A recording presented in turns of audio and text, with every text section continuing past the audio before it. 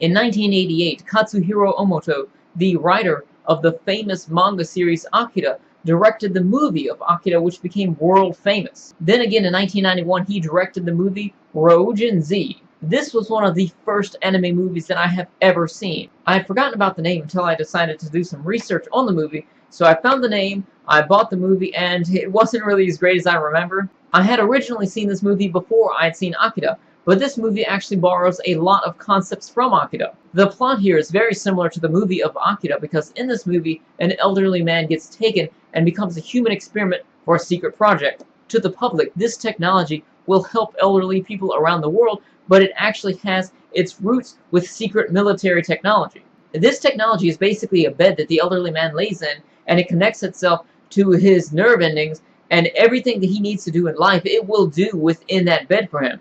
However so often you desire, it will bathe him. Whenever he needs to use the restroom, it will take care of that for him. It's connected to his nerves so it can give him feelings. It's connected to him so that he can eat whatever he wants because it can actually produce a paste to taste like whatever he wants it to taste like. He can actually connect himself to the internet, and they actually plan for him to be able to communicate with all of the other people on this program. Because this technology is so experimental, he is the only person that they are trying this on.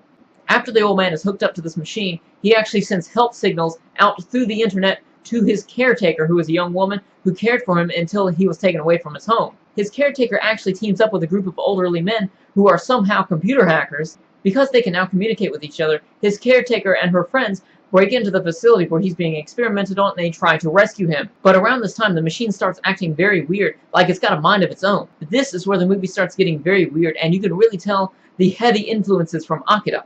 The machine breaks free from the facility and starts to devour everything around it and incorporate it into its body. Once it assimilates something, it becomes part of its body, and it can actually use it to assimilate more things. So the machine keeps getting bigger and bigger and causing more carnage throughout the town. The three old men are trying to stop it. They actually hack into the machine. Somehow they were capable of implanting the personality of the old man's deceased wife. So from here on, it becomes pretty funny because we have this huge machine just going around town, just wrecking everything and combining cars with its body and everything around it into its body and just destroying everything, but it's got the personality of a very old woman. You've got this old woman talking to the man who's like halfway asleep inside of this machine, and he doesn't know what's going on. He's confused, and she's like, "Oh, calm down, Snoogerpuss. We're going on down to the beach. Oh, calm down." It's actually pretty funny to see that because you wouldn't expect this massive machine that's destroying everything to sound like an old woman. And then eventually the secrets about the machine and its origin with secret military technology, that comes out because there's another version of the machine that was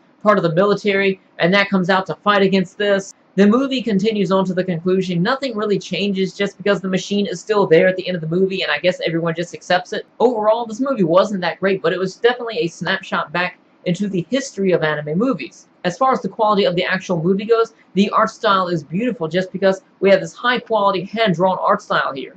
The music is alright. It kind of reminds me of something very similar to the Akira movie. Of course, it's not as good. The English dub here is actually not that bad. The voice actor for the old man is actually pretty funny. Everybody else, you know, it's alright for its time considering that this is 1991. It's not alright by today's standards, but it's definitely better than a lot of dub in 1991. Overall, like I said, the story here, it leaves much to be desired. It's not really that great. It's just very cheesy and funny. It's very old, and it really takes you back into the history of anime movies. If you haven't seen this movie, and if you also haven't seen Akira, then hands down you must watch Akira because this is a must-watch movie.